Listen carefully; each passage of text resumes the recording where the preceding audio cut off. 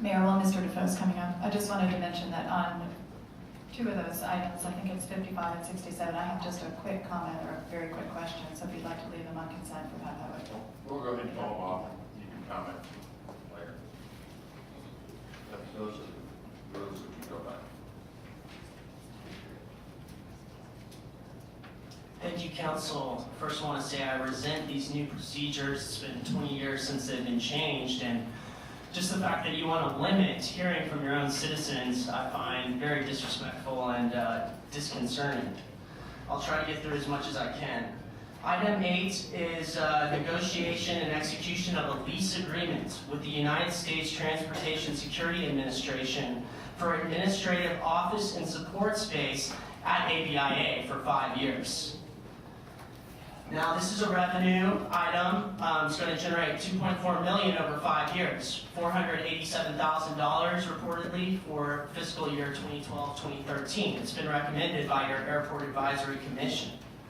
May I remind you that this is the same commission that voted 7-0 in December 2010 for a resolution that the City Council stop the deployment of the advanced imaging technology body scanners that have now been deployed in recent months at ABIA. Because the Commission saw how many questions remained on the health effects and screening effectiveness of the scanners, they voted to stop the implementation of them at our airports. Yet the Council has done nothing for over a year.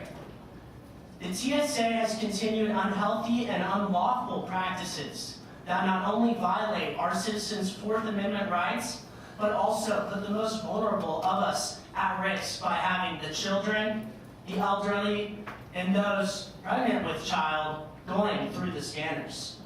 A professor emeritus at the University of California, Berkeley, who studied the effects of AIT body scanners on human cells, concluded that the radiation from these millimeter and backscatter machines concentrate high doses of radiation into the skin cells, as the rays do not pass through the skin as a normal X-ray would.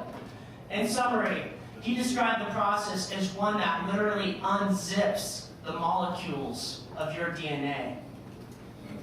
The TSA has gone too far in pursuing a paranoid war on terror that has led to suspicion, emotional, and now physical harassment of innocent Americans who want nothing but to travel to their destination safely.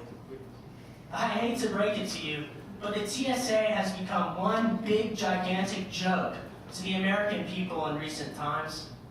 It wouldn't be funny if the ramifications of the policy were not so far-reaching and dangerous. The drastic change in procedures from docile security to active pat-down, night-down searchers has frightened the American people and abused them of their generation's hard-fought, God-given rights. By renting this so-called administrative and support space to the TSA, you're in effect saying that we must protect the government's harassment of citizens at the expense of their liberty. Your job, I remind you, is to protect our rights. Please vote now on item 8 and 13. Thank you. Next speaker is Gus Pena. Stand up on item 22. You have 3 minutes.